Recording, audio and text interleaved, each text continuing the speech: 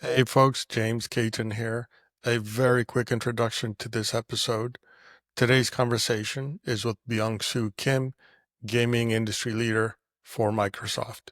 I will admit to you, I am not a gaming expert, so this conversation to me was very insightful and very educational. What stood out the most to me about this conversation was we are seeing LLMs and generative AI propagate around the world, incorporating languages and cultures, German, French, Hindi, Spanish, etc.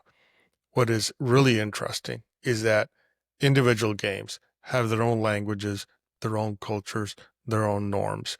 And one of the things that we're seeing in the gaming industry is LLMs being developed that reflect the norms, the languages, the cultures of individual games, thus helping to accelerate the generation and the development of these games. So huge insights on how games are developed and on the opportunities for agentic AI and generative AI. So a huge thank you to Byungsu Kim for this conversation. As a reminder, these conversations are part of a series of interviews that we're doing at Microsoft and publishing as an Agentic AI transformation playbook.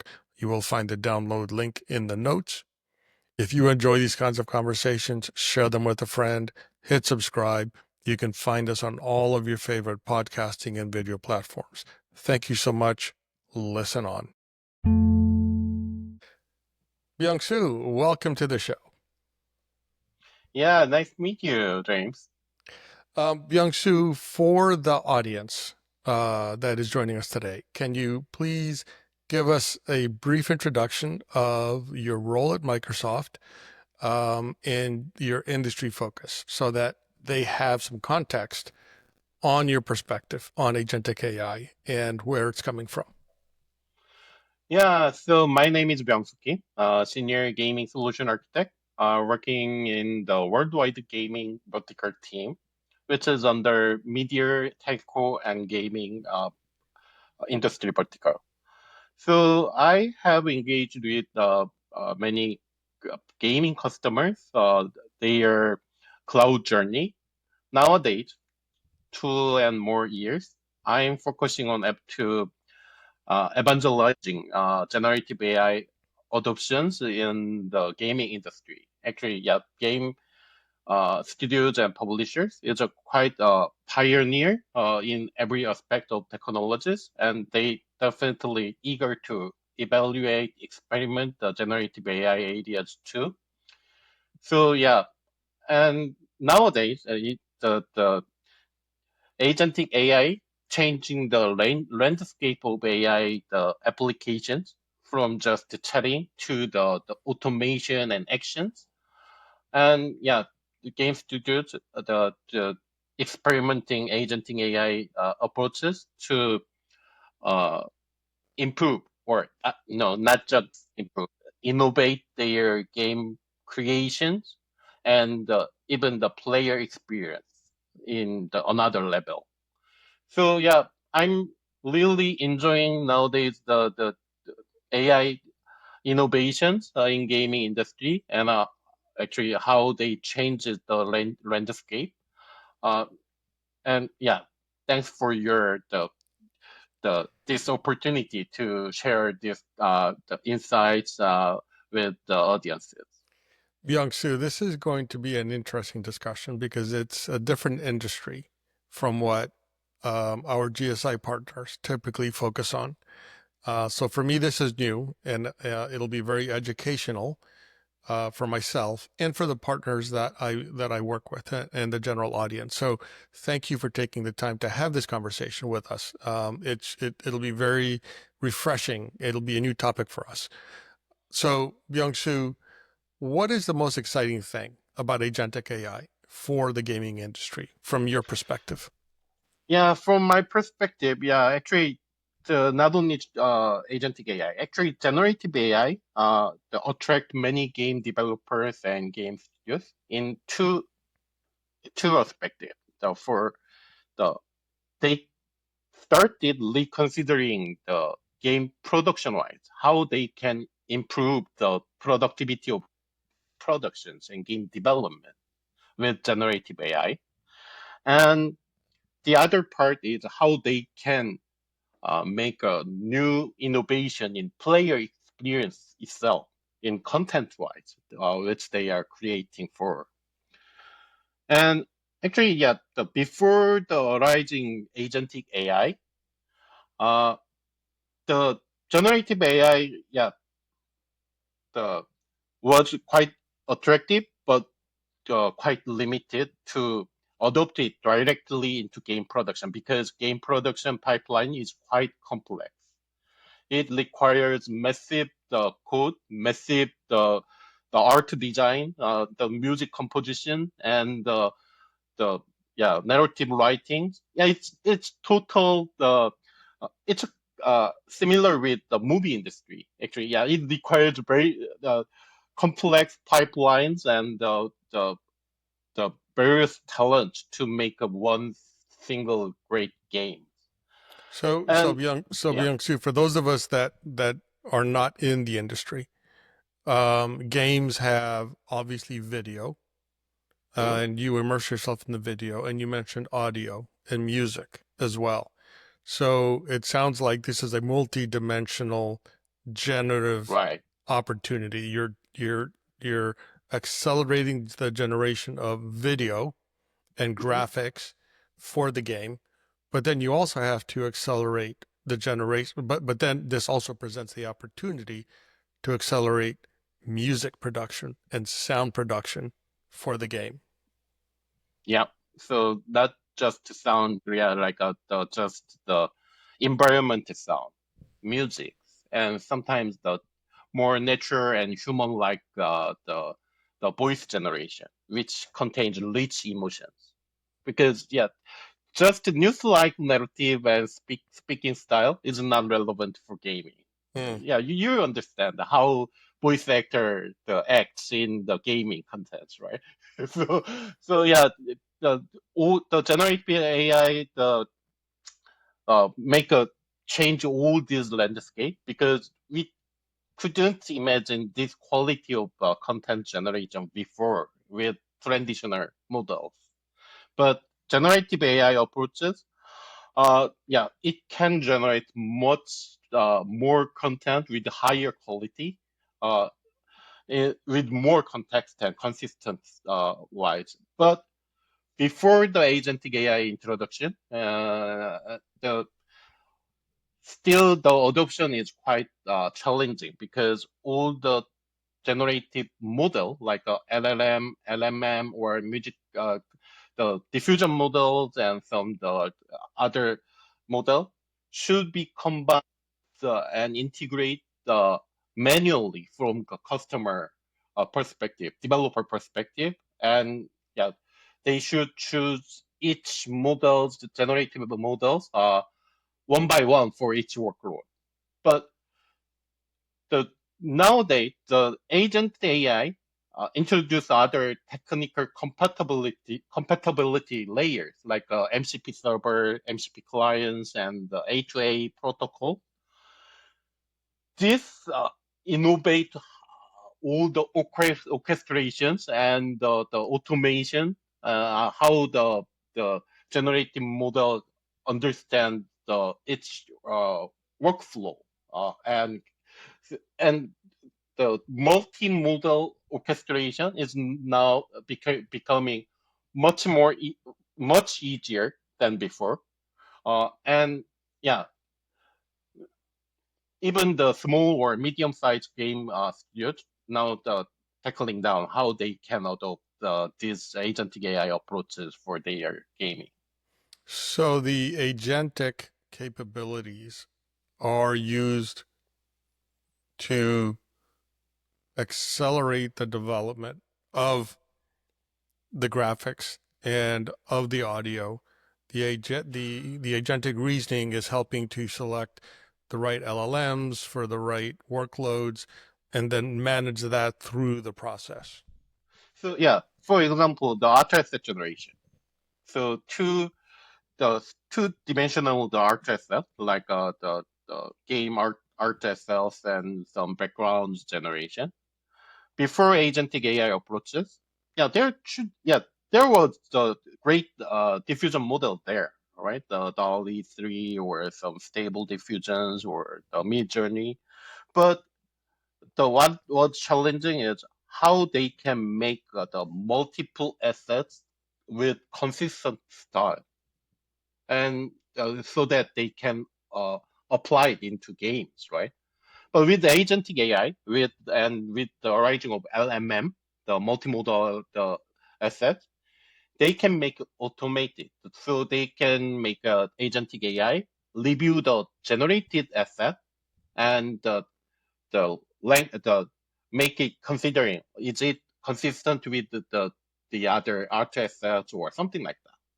Before that, actually the each art designer, yeah, definitely they use the diffusion, but it's just the one by one manual approaches, like Hmm. a try prompt to generate something, try and try to make the input images and make some like the manipulations.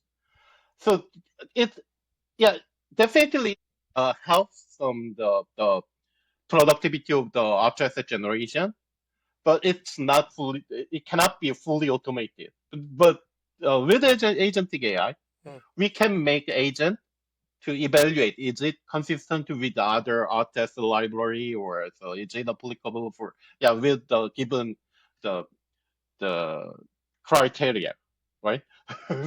And So yeah. so the initial value story on Mhm. agentic AI is in the production of these games.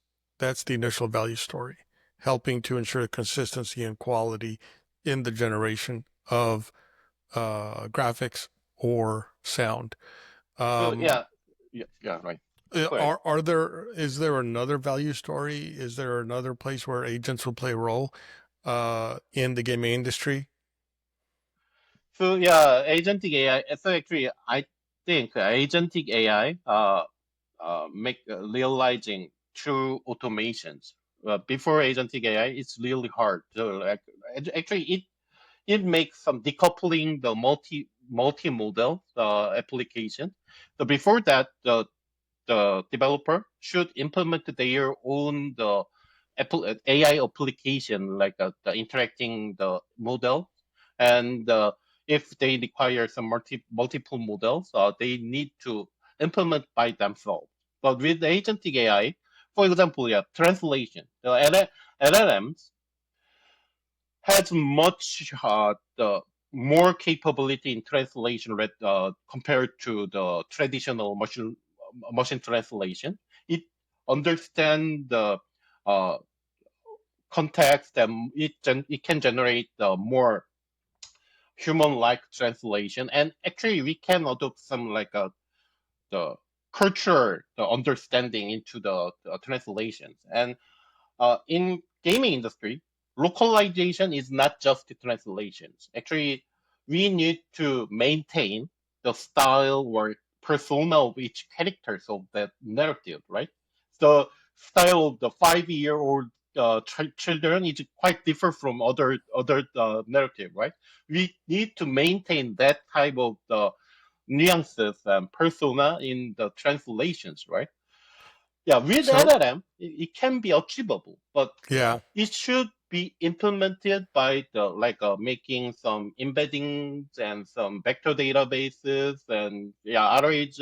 But with A2A and the MCP protocol, we can decouple all these complex architecture. We make a just retriever agent to retrieve the existing translation, which was evaluated by the developers and the translator, and we can make the translation agent uh, to check the persona of each narratives or something like that. And we can make another agent to make a actual translation, combine all these contexts together and make a consistent and more culturalized translation, which eventually became localization, right? so localization for us is localization to the Korean culture, for Mhm. example, or localization to the Brazilian culture, right? Yeah, Or the American definitely. or Australian. In the gaming industry, there are other cultures and worlds that have been created. And what I'm hearing you say is that there is a localization requirement or need Mhm. within those worlds. There might be a medieval world in the gaming industry, or a Yeah, right, futuristic world with its own language, its own culture, its right. own terminology. So the localization,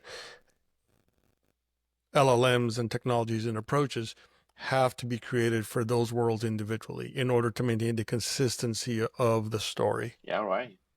Interesting. And actually, this type of translation and localization usually traditionally requires several months the manual work before these approaches. And they developer should so yeah, that is the reason why the game deployed the the several months later in other region from the original the published region because it required time to localize it. But we can make it quite short, like just a few weeks for the evaluation, including evaluations, or just a week or something like that. Or we can make a automate every the original language the script was generated. We can make the the instant translation and the localization the uh, pipeline started at the real time, right? With that agentic approach. Yeah. So yeah, it changing all the landscape of this localization too. So, Byung-Soo, there is a tremendous opportunity with Right. agentic AI and LLMs to accelerate the production and the quality of Mhm. the generation of these games. So to accomplish that, your customers have established COEs Mhm. internal to their organizations. Um, how are they rethinking those COEs from traditional AI COE? Now they have to think about agentic AI. So, is there a rethinking in your industry, in your customers, around So I how yeah. they operate and the skilling that's Mhm. necessary? Yeah. So yeah, when I have a discussion with that topic with customer, actually yeah, I always make this kind of samples.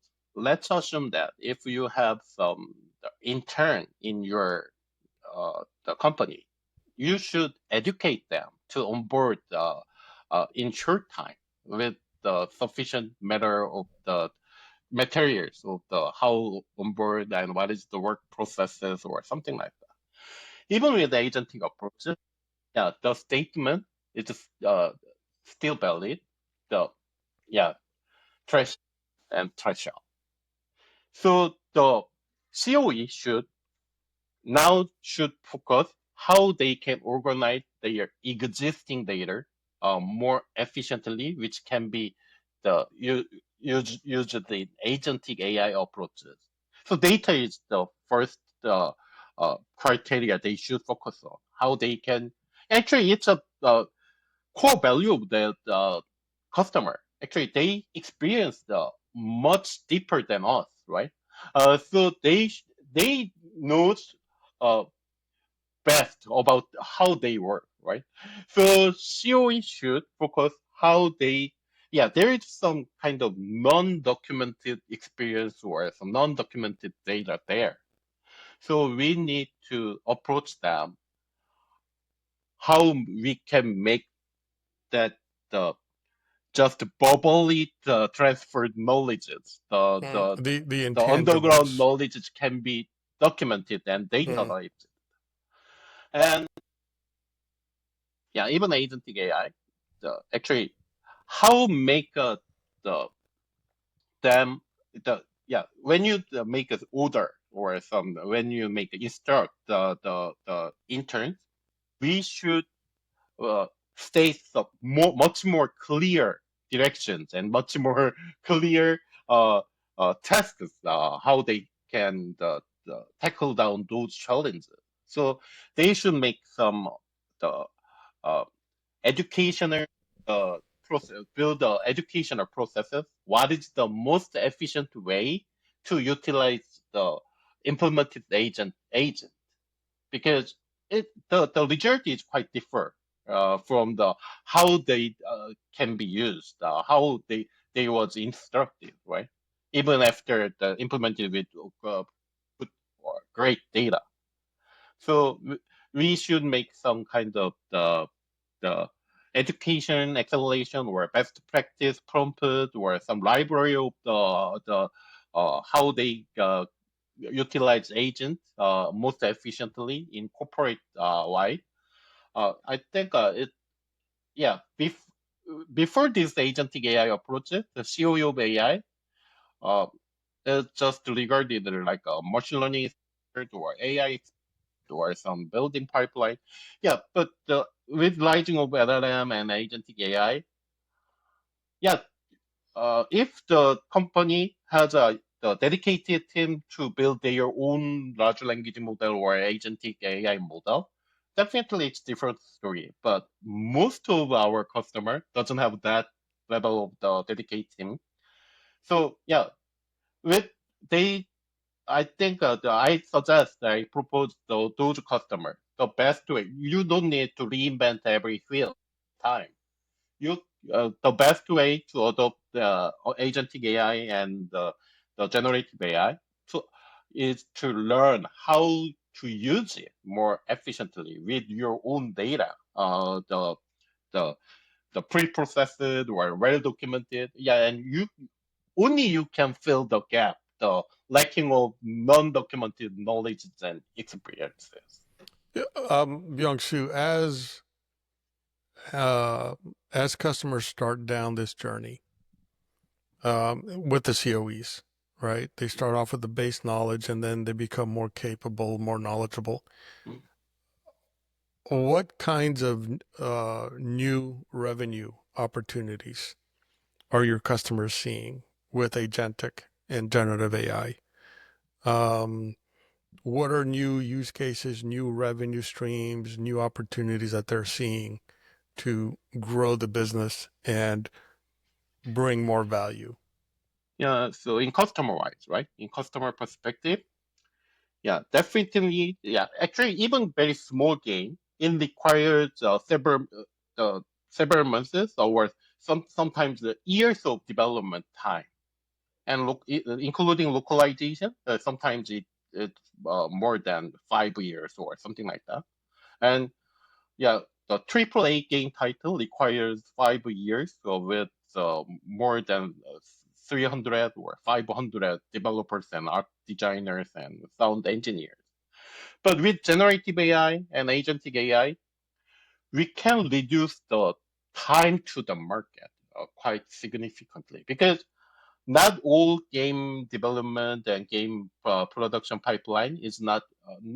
I cannot say all of them is purely creative. Actually, there are so many repetitive uh, tasks there, and we can make automated and make the developers and designer, the system designer, game content designer, or art designer focusing on the core value of game itself, like how make their game fun, more fun, right? So it means that they can uh, generate multiple titles in a shorter time period, and they can introduce their more game titles in short time frame to the market. So actually, yeah, yeah, without the expanding the human resources to significantly. So this So, means, yeah, the revenue stream multiplies, not just the percentage the increases or something like that. so Yeah, it's accelerated and multiplied is what I'm yeah. hearing. Byung-Soo, so you and I live in this world. We Mhm. live in AI. We feel comfortable in AI, in generative AI, and agentic AI. There's a large percentage of our customers that are just starting the journey Right, and have not achieved that comfort yet right. with generative AI and agentic AI. What advice do you have for those customers? yeah, most customer just have some kind of worries or they don't trust the outcome of the generative AI. Yeah, sometimes it's true. Uh, but I just wanted to advise them, please start from the low-hanging fruit, the simpler task, like just localization. Actually, even before the machine translation or some the traditional translation, we used the machine learning, machine translation model to make some draft before to hand off the human translator. So translation itself is quite a simple task, like text in and text out. It doesn't require any type of actions or something like that. But it can be improved or innovated with the implementation of agentic AI approaches, like the retrieving the library, the existing libraries of translations or the culture, or so you can instruct more persona or the provide more context to the model or agent, right? So after that, they can adopt much more complex agent AI approaches like the how to make a QA automation agent, like to write down test cases and making the auto-generated script, test script against the game client and to game server, the end-to-end testing or something like that. It's much more complex because it requires integration with game client, game servers, and the MShip server build or something like that. But we cannot achieve these complex goals with single try. So I advise them, please start the simpler and the relatively easier task first and make some experience how agentic AI and generative AI works and make it more the advanced, like from the chatting translation to agentic AI translation and giving more the localization level translation, like context and the culture understanding, and adopt the much more complex the agent AIs like QA automation or the companion implementation, the in-game companion to the assist the player experience or some boss monster agent like to adapt to their behavior from their learning from the player behavior or something like that. Hmm. So yeah, it's a the step-by-step approaches. So they can make their COE or their workforces familiar with making them familiar with agentic AI approaches, and they can accomplish more with this the approaches by step. Hmm. So what I'm hearing, Byung-Soo, is really immerse yourself. Start with AI. Immerse yourself. Become familiar. Hmm. Start with the smaller use cases and build that comfort, and Hmm. then you will naturally find more complex use cases, Hmm. more value additive use cases where Right. you can deploy this Right. technology and drive more value and more revenue, better ROI for your customer. Yeah, that's right. That's exactly right. And actually, there are so huge potential in the gaming industry because it's quite a huge industry, and all the creativity the implemented by human hand before. But we can focus on the creativity the itself rather than the being tired of the repetitive The task of tedious, just the scripting or some just the cloning all the scripts or just to find the bugs or something like that. Yeah, agent AI can easily find all the typos automatically and make us even they can make auto correction of those typos or something like that, right? so So let the agents do the boring stuff and we'll do the yeah, fun right. stuff. Excellent. Excellent. Byung Soo, this has been an excellent conversation. Thank you so much for spending time with us. Thank you. Yeah, thank you again for this opportunity. I really look for this the this era of the AI and how we can change all this landscape together. Outstanding, Byungsu.